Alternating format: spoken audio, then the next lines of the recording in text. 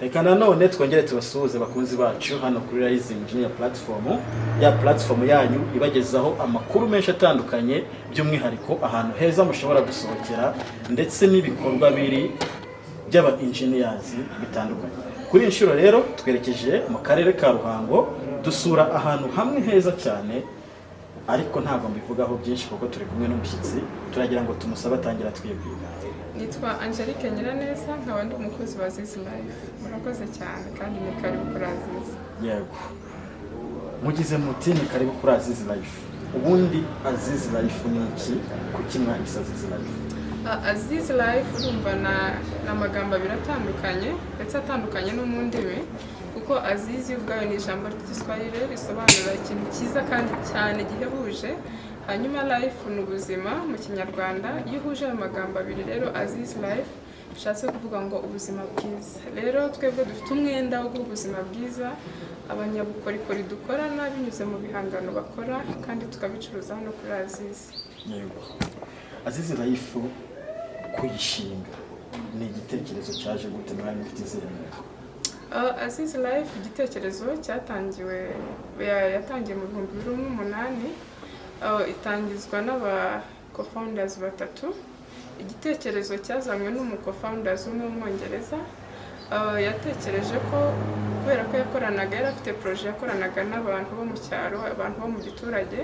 Iyo projet irangiye rero kubera ko yari yarakunze uburyo abo bantu bo mu cyaro ari abantu beza, ari abantu basabana, aravuga ngo ni iki natekereza gukora kugira ngo nkomeze nkorane n'aba bantu birenzeho ko nari ndangije projet yari yaranzanye mu Rwanda kandi nkaba numva ntashaka gutaha.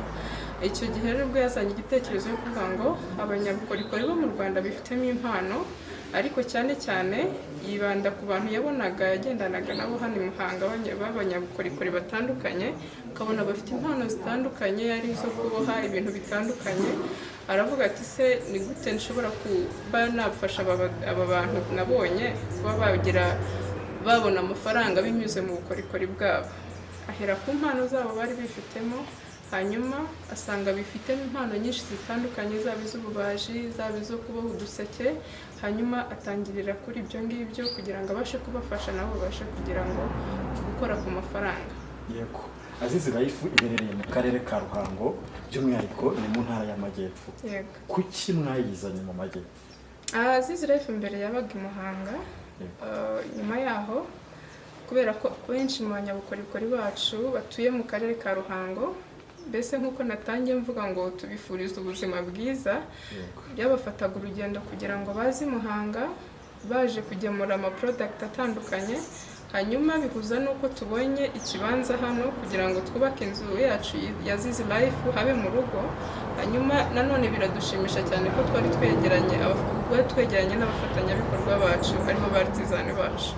Hanyuma Aziz Life rero mu rugo haba nk'ahangahe mu Ruhango. Ubwo Muhanga tuba tubisezeyeho, ariko na n'ubu turacyafite abanyabukorikori baturuka i Muhanga, ariko ni bake ugereranyije nabo mu Ruhango. Yego. Twahatembereye, twaharebye, twabonye ni ahantu heza. Ubundi hano hatangirwa izihe serivisi muri rusange? Urakoze cyane. Hano kuri Aziz Life hatangirwa serivisi zitandukanye. Serivisi ya mbere mukinjira mubona Aziz Life Gift Shop, aho harimo ama-product y'abartizani bacu ducuruza aha ngaha kuri Aziz. Iyindi serivisi ni serivisi ya coffee shop, aho ducuruza ikawa nziza kandi iryoshye.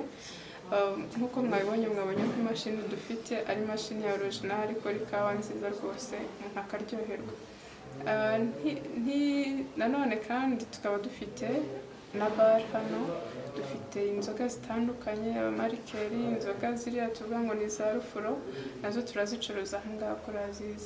Ikindi Aziz Life nayo ifite restaurant. Iyi restaurant yacu rwose iteka ibiryo biryoshye, ndetse n'ikimenyimenya abakiriya nibo baza batubwira bati ibiryo twariye aha ngaha rwose twifuza kugaruka. Aziz Life nanone ifite iyo faringa ubukerarugendo bushingiye ku muco, ariyo twita Aziz Life Experiences. Aha ngaha harimo ama-activity atandukanye. Akenshi na kenshi ibintu byitabirwa n'abera cyane kurusha abanyarwanda b'iwacu, babandi bo mu rugo twavuga ngo nabo mu rugo. kandi usanga harimo bimwe natwe tutazi n'abandi bantu b'abanyarwanda batazi kandi byagakwiye kuba ari wowe ubizi kugira ngo abanyamahanga bazi baba wabibasobanurira. Zimwe muri izo activite rero hari gukora ikawa bya kinyarwanda, hari guteka bya kinyarwanda bakaza bagatesitinga ku buryo by'iwacu bakumva ukuntu bimeze, hari gukama, hari kubaka inzu mu cyaro, mbese n'amakitivite atandukanye ashishikariza buri umwe wese kugira ngo abashe kuba yamenya, kugira ngo niyo aba ari umunyamahanga ubashe kumusobanurira ibigendanye n'umuco wacu nyarwanda. Iyindi serivisi hano ihari hari kona mwabonye hari yanditseho ngo beautiful creation. Hariya hari amaproduwi akomoka ku nzuki. Nimvuga ngo amaproduwi akomoka ku nzuki, ikintu kirabanza cyane n'ubuki. Ahangaha tugira ubuki bwiza bw'umwimerere, hahandi uvuga ngo ubu ni ubuki bwa kinyarwanda. Akenshi na kenshi usanga hari n'abakubwira ngo hari umuti runaka nshaka gushyiramo ubuki butavangiye. Ubwo buki rero nta handi wabusanga, hano kuri Azizi dufite n'ibyuma bipima ubwo buki bikabasha kumenya nimba ubwo buki kwa kundi mujya mugira ikibazo mukaba wenda harimo amazi, harimo isukari se, ntabwo ubwo buki twebwe twabwemera kuza kubucuruza kuko n'umwihariko wacu tubizi neza ko bari ubuki bwiza kandi wakoramo n'umuti. Uretse ubuki gusa kandi ukomoka ku nzuki, dukora amasabune hano, dukora amabuje, dufite amarabero, cyane cyane ku badamu ndabashishikariza kugira ngo muze mugure uturabero twiza ahangaha. Mu gihe cy'izuba usanga iminwa yawe yashishutse cyangwa se yabaye ukundi kuntu, hano rero dufite utwo turabero twiza rwose urakisiga ugasanga ibintu ni sawa cyane. Ni byinshi bikorerwa ahangaha, tukafaringa na sale y'ubukwe, inama se, tukagira n'imikino y'abana, cyangwa se igihe abana bari muri vakansi bakaza kuba baza kwiga muri ibyo bimwe mu by'umuco wa kinyarwanda, bakaza bakakora imigongo painting, bakaza bakabumba utuntu tugiye dutandukanye. Hanyuma tukanagira imikino itandukanye. Dufite abarimu babizobereye bazi kubana n'abana cyane, bagataha bishimye, abana ukumva ko bazongera bakagaruka. Icyo kintu nacyo tumaze kubaka izina ahangaha muri Ruhango ndetse na Muhanga, kuko tujya tugira abana benshi cyane. Nk'ubushize duherutse kwakira abana barenga 100 bari muri Christmas, so byari byiza cyane. Rero twumva yuko turi proud yo kuba twatanga iyo serivisi, abana bakanezerwa. Ikindi tujya tugira, hari ibigo bijya biza kudusaba ko twabigishiriza abana ibijyanye n'umuco nyarwanda, nanone tukabigisha amatungo ya kinyarwanda ariyo kuvuga ngo ihene, ingurube, inka, byose bikaba biri ahangaha. Hanyuma tukazana ibihingwa bimwe na bimwe biri ku biti byabyo no ku mizi, kugira ngo umwana abashe kumenya ese koko ibi bintu ni ibiki abibonye n'amaso ye, kandi ukabona ko abana banezerewe kuba bageze kuri tele bakibonera ibyo bintu. Ndumva zimwe muri izo serivisi zose arizo twafaringa, wenda uko bizajya bigenda bizana n'izindi zizajya zigera ahangaha tukabibamenyesha, ariko aka kanya nizo serivisi twafaringa. Abashoramari benshi ntabwo bakunze gushora mu ntara. Mwebwe ubu ni iki cyabamaze ubwoba kugira ngo muze mushore mu ntara, by'umwihariko mu karere ka Ruhango? Akenshi rero urakoze kuri icyo kibazo. Twebwe byarashobokaga cyane ko twagenda wenda twavuga ngo tugiye gukorera i Kigali, tugiye gukorera he mu mijyi itandukanye, ariko twebwe abanyabukorikori bacu benshi bakorera hano mu cyaro, kandi turifuza kuzamura abantu bo mu cyaro cyane kurusha uko twazamura abo mu mujyi. Ndibaza ko abanyabukorikori bacu 90% batuye mu cyaro kurusha uko baba batuye mu mujyi. Niyo mpamvu rero twibanze cyane kwegera ku bafatanyabikorwa bacu kurusha uko twabajya kure, cyane ko tubifuriza ubwo buzima bwiza. Yego. Ni mu cyaro n'ubundi mu karere ka Ruhango, ariko nyine si mu cyaro cyane, ni hafi. Ubundi twakwibaza duti ese abakiriya baraboneka? Azizi Live Coffee Shop imaze nk'umwaka ikora. Yego. Ariko nk'uko bisanzwe nta umwana akura ngo yuzure ingobyi. Arabanza agakambakamba, mbese hari amasteps umuntu agenda acamo kugira ngo abashe kubona ko umuntu yabashe gukura koko bya nyabyo. Niyo mpamvu ntabwo navuga ngo ni benshi cyane, ari nayo mpamvu dushishikariza abantu kudusura kuko dusa nkaho turi bashyashya. Ariko uko bizajya bigenda biza, abantu bazajya bagenda bahamenya cyane ko serivisi zacu ari nziza cyane. Umuntu uzajya uhaza rero tuzaba twizeye neza 100%, tukazatuzanira abandi. Yego, wari utumiye abantu ariko abantu benshi, abakiriya benshi batinya ibiciro, bakaba barifuza kuza ahantu heza ariko agatekereza ati hashobora kuba hahenze. Ubundi ibiciro bya hano muri coffee shop yanyu bihagaze gute? Urakoze cyane. Akenshi na kenshi icyo kibazo iyo umuntu yinjiye ahangaha ntabwo nibaza ko ari ukubera birashoboka ko ari ukubera ubwiza hasanga cyangwa se uburyo ibintu biri displayed biri professionally, ariko hari igihe itambaza ngo ese ibiciro by'ahangaha umuntu ntabwo yahasiga ikofi hoya, ntabwo ari uko bimeze. Uko ibiciro byacu ni ibisanzwe, twifuza kubaha serivisi nziza kandi umuntu uwo ari wese akisangamo. Urugero natanga rero, ndibaza ko ahantu aho ariho hose mu mabutike cyangwa se hirya no hino mu dukarisiye two mu rugo, fanta iriya yo mu gacupa gatoya k'ikirahure igura 800. Natwe rero ntabwo tujya kure 800, ni amafaranga 800. Hanyuma ku ikawa ibyo nahoze mvuga, ikawa ya espresso dufite natwe tuyigurisha 1000, kandi ndibaza ko n'andi ma coffee shop agenda agurisha nk'uko natwe tugurisha. Ndumva atari kure cyane y'ibiciro byabo. Ikindi nko muri resitora dufite inkoko, dufite ifi. Iyo ugiye, ndibaza ko nta hantu ujya ngo ifi y'ibiro 2 ugenda uyigure wenda 10,000. Rero niyo mpamvu twebwe ifi y'ibiro 2 dufite ibyiciro bitatu. Ifi y'ibiro 2 tuyigurisha 18,000, ikiro n'inusu ni 15,000, hanyuma ikiro ni 10,000. Urumva ko rero ibiciro byacu ntabwo twigeze tujya kure cyane yandi maresitora asanzwe. Urakoze. Yego, birumvikana ko mudahenda, ahubwo abakiriya nibaza. Ariko nanone ibiciro si cyo cyonyine gituma umukiriya abagana. Ubundi umwihariko w'aha hantu kuri Azizi Life watuma jyewe mvuga ngo ndetse ahandi hantu batanga serivisi zimwe nk'izanyu, dore ko hamaze kuba henshi ku muhanda w'amajyepfo, ni ubuhe ku buryo washishikariza abantu ukababwira uti nuza hano uzahasanga uyu mwihariko utabona ahandi? Ikintu cya mbere nzi ko tuzwiho ni serivisi nziza. Dufite abakobwa babigize umwuga rwose mu kwakira abantu, kandi uje wese atugana ntabwo atubwira yuko bamwakiriye nabi. Icyo kintu kigatuma twirata tukavuga ngo ni byiza cyane, turabishimye, kandi ibyo bintu bituma n'abantu benshi baza bakazana n'abandi. Ikindi cya kabiri, igikoni cyacu ni cyiza kandi gitanga ibiryo biryoshye, kuko kuva twatangira ntabwo twumva complain y'umuntu n'umwe utubwira ngo ibiryo byanyu twabinenze iki, byagenze gutya. Ibyo rero bituma dutekereza kandi tukanizera ko abakiriya bazaba benshi mu minsi izaza, bitewe n'uko buri umwe abwira undi ubonye umukiriya umwe ashobora kubwira abandi, uba expecting ko ashobora kubwira abandi 10 cyangwa se 5. Niyo mpamvu rero twizeye tudashidikanya neza ko igikoni cyacu rwose kizatugeza ahantu kure. Ikindi, nawe ukinjira ahangaha urabibona ukuntu ahantu ari heza, ari ahantu hatuje, ushaka kuza kwicara ukanywa agakawa kawe cyangwa se ukanywa inzoga, nazo turazifite ahangaha. Haba hatuje cyane, ukunda ahantu hasakuza cyangwa se ahantu hatari urusaku rwinshi, ukaza gusura kuri Azizi rwose waba watoye yego. Yego, turi gutembera twabonye kuri Azizi Life hubakishijwe cyane ibikoresho bya Kinyarwanda.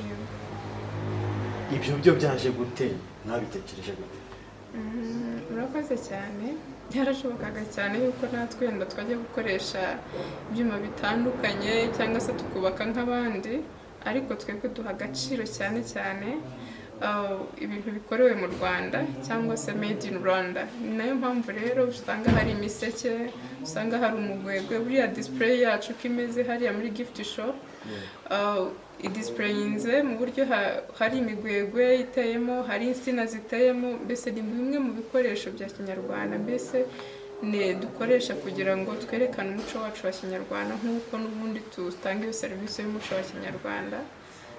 Niyo mpamvu rero tutigeze tujya kure cyane yo gushaka ibintu birenze cyane, ahubwo tugakoresha iby'iwacu kugira ngo n'umuco wacu tuwubahe kandi tuwuhe agaciro. Yego, hano hanze haracyari abantu batarumva neza gahunda ya made in Rwanda, batekereza ko ibikorewe mu Rwanda ahanini ari ibintu bya fake, ari ibintu biciriritse biri ku rwego rwo hasi. Mwe ko mwagerageje kubishobora, ni iki mwabwira abandi mwabonye muri gahunda ya Made in Rwanda ko umuntu ayikoresha cyane? Ntibatinyuka kuko gutinyuka bituma ukora ibintu batekerezaga ko bitanakunda. Akenshi na kenshi umuntu yaje hano hari abaza nyine cyane cyane bakavuga bati si ibi bintu gute bicuruzwa bite, ubundi ibi ni ibiki. Akenshi haracyari ya myumvire ivuga ngo ibi bintu bikorewe mu Rwanda nta gaciro kabyo, njye sinatangaho amafaranga yanjye. Ariko ntibatinyuke kuko natwe amafaranga duhembwa aturuka muri ibi ngibi tuba twacuruje. Kandi ndizera ntashidikanya ko umuntu watekereje uyu mushinga ntabwo yigeze yibeshya. Akenshi rero iyo myumvire twayireka kuko nta kintu yatugezaho nk'abanyarwanda, ahubwo tugatinyuka tukabikora. Mu Rwanda hari akazi kenshi, dufite materiyeri nyinshi twabyaza umusaruro, ariko akenshi abantu ntabwo tubyumva kimwe. Hanyuma rero nabashishikariza ko baza bakadusura, ahubwo bakareba ukuntu bwiza tubufite hano iwacu, kugira ngo nabo babashe gutinyuka ariko bazi n'icyo babonye muri Azizi. Akenshi umuntu aravuga, ariko iyo wigereye kuri tere nibwo ubona ukuri nyako. Nabashishikariza rero kugira ngo baze badusure kandi tubashe kubasobanurira n'uburyo batinyuka ibyo bintu bakabikora, kuko ni byiza, abanyamahanga barabikunda ndetse n'abanyarwanda bake batangiye kubikunda. Ndagira ngo rero twigarukiye ku isoko ryanyu. Ubundi isoko ryanyu rishingiye he, rishingiye ku ki? Isoko ryacu ubundi nk'uko natangiye mvuga, Azizi Life izwiho cyane ko icuruza ibyo bihangano by'abanyabukorikori, tukabashakira isoko mu gihugu, mu Rwanda mo imbere ndetse no hanze. Dukora shipping hirya no hino mu bihugu byo hanze, cyangwa se muri Amerika, i Burayi, hirya no hino turagenda tugakora shipping. Kandi product zacu nanone ziri online, ushobora kugura online ukabasha kubona product zacu. Ubwo rero isoko turifite mu gihugu mo imbere ndetse tukarigira no hanze. Kandi nabibutsaga ko dufite hano ni main branch ya Azizi Life mu Rwanda, hanyuma dufite iyindi Azizi Life Studio Kimihurura, tukongera tukagira Azizi Life Gift Shop mu Kinigi Musanze muri Ellen DeGeneres Campus. Ushatse rero kugira ngo ubone product zacu wadusura aho ngaho hatandukanye, maze kuvuga ko ari hatatu, ukabasha kuba watubera umukiriya tukakugezaho ibintu byiza kandi bisobanutse. Yego, kuri bino bikoresho mukora cyane cyane mucuruza bya Made in Rwanda, mubona abanyarwanda bihutira kubigura cyane cyangwa haracyarimo ikibazo? Nkuko nakubwiye, haracyarimo ikibazo cyo kukonvenka umuntu ukamwumvisha ko yari umutako mwiza, aka kantu ari keza, uri gutera inkunga umunyabukorikori wagikoze, bo ntabyumve neza. Ariko wenda uko bizajya bigenda imyaka izindi gataha bizagenda byumvikana cyane ko iyo uje ahangaha wowe wenda nk'uwawe waje kudusura ubasha kuba watubera umutangabuhamya, ukabwira abo bantu batari bahagera, ukabona uburyo bwiza buhari bimeze neza, kandi tukabasha kuba twanagura impano z'abo ba artisans bacu. Reka noneho twigarukire kuri ba artisans banyu. Mwashinze Azizi mufite intego yo guteza imbere. Twavuga ko mu myaka yose mumaze hari change yabaye ku buzima bwabo? Urakoze cyane. Impinduka zo ziragaragara kandi ni nyinshi, kuko akenshi tujya dukora, hari inama igiba buri mwaka yitwa Artisan Council. Tuba twahamagaye abartisani bahagarariye abandi bakaza muri iyo nama bakatugezaho ibibazo bafite, bamwe bakanatanga ubuhamya butandukanye bw'ibyo bagiye bageraho. Ubuhamya bwabo rero bagenda batanga usanga bishimye cyane, bagafata Azizi nk'umubyeyi, bakavuga bati wankuye ahangaha wangejeje aha. Mbese bumwe mu buhamya usanga umuntu avuga ngo njye kuko ntari narize numvaga ko ntagira inzu yanjye, ariko kandi ubu mfite inzu yanjye mbikuye muri Azizi. Ubwo rero urumva ko bafata Azizi nk'umubyeyi, bakavuga bati Azizi urakabaho kubera ibintu bigiye bitandukanye bagiye bageraho. Umwe akakubwira ati naguze inka, naguze ihene, naguze umurima, naguze inzu, abana banjye barajya ku ishuri, iyo ntabonye komande muri Azizi kiba ari ikibazo. Niyo mpamvu rero icyo dukora twebwe nka Azizi, ntabwo dusinzira, dushaka amasoko hirya no hino kugira ngo wa munyabukorikori wamenyereye kugaburirwa na Azizi ataza kurara adacanye imbabura cyangwa adacanye iziko kubera yuko yabuze icyo arya, kandi wenda yari yaramenyereye yuko ibyo arya ibimutunga byose abikura ahangaha kuri Azizi. Nkurikije serivisi nyinshi mutanga, abantu benshi bakwifuza kuza kubasura. Nanjye nkurikije serivisi nyinshi numvise mutanga, ntabwo ikiganiro kimwe gihagije, ahubwo tuzagaruka. Ariko reka tugaruke kuri ba bantu bumvise serivisi mutanga bakibaza ngo ubundi Azizi Life iherereye he. Turagira ngo barangire, yaba abava i Kigali ndetse n'abava mu Huye n'ahandi, bamenye kuri Azizi Life, ntibazongere kuharenga, bajye bahanyura birebera ibyo byiza. Murakoze cyane. Turutse i Muhanga, mu mujyi wa Muhanga, ni ibirometero 7. Uraza ukagera ahantu hari ku rugabano rwa Muhanga na Ruhango, hanyuma ukigira imbere gatoya ukagera ku gasantere ko mu Byimana, imbere ya pare yitwa Ikirezi. Ndibaza ku muhanda abantu bose bamaze kuyibona iyo utambuka ku muhanda. Hafi aho ngaho hari icyapa cyacu cya Azizi Life. Ushaka nko kodaringa akantu wenda uri mu nzira uvuga uti ngiye kuhatambuka, reka mbe mbahaye komande mpagere yabonetse, twabigukorera rwose, ukahagera ibyo byawe byatunganye ukaryoherwa. Yego, reka turangire n'abava i Huye cyangwa se abava Nyamagabe bazi Kigali. Uvuye Nyamagabe rero ugeze muri Ruhango, kuva mu Ruhango ugera hano kuri Azizi Life ukoresha iminota 20, ukabugeza ahangaha kuri Azizi, kuko hari na aho amatagisi ahagarara. Hari icyapa cy'amatagisi, ushobora kuza, icyapa cyacu uhereye Kirengere kirahari, ushobora kukuyobora aho Azizi Life iherereye. Hanyuma iyo wigiye imbere gato uvuye ku isoko rya Kirengere ni ku minota 2 kugira ngo ugere kuri Azizi. Yego, turi kugenda tugana ku musozo, ariko ntabwo twagenda tutavuze contact zanyu.